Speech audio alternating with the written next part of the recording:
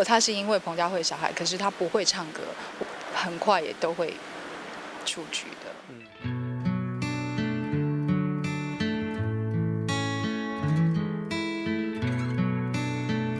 国中的时候，我还到那个电子加工厂。你还做过女工？当然，我做过好多事。就是那种生产线上面这样拿东西的这样。对，然后还有剪那个皮包的一些边啊。收边的做皮包是梦想，我很感动哎。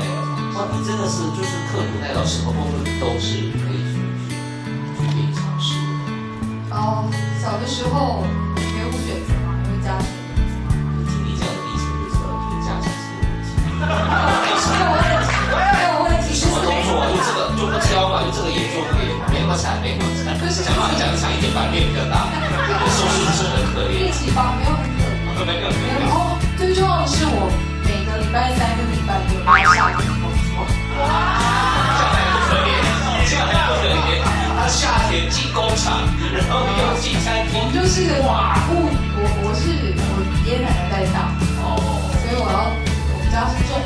要帮忙啊，分担一点啦，不然。所以连物一斤120、80、60、30，我都非常的累。我们节目陆续挖掘出很多艺人在成功之前这些阶段，真的太牛，从来没有想过你是连物的少农这样，对吧？你要知道哈。对不起，失敬。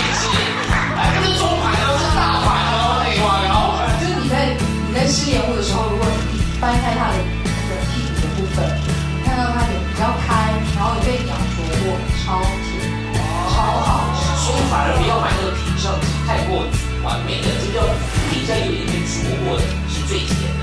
我不喜欢吃太甜，我喜欢吃有一点点涩、一点酸，然后带有莲雾的那种很原始的味道。所以你喜欢吃大概1斤30到50。他们觉得妈妈的歌可能稍微难懂了一点。长辈会唱大龄女子嘛，怪怪啊。我女生会唱。真的吗？真的。那 OK 啦，还是有会想传承他们来比赛或是出道嘛，做新二代这样。没有，我尊重他们。还是因为其实，在这一行，其实没有任何的侥幸。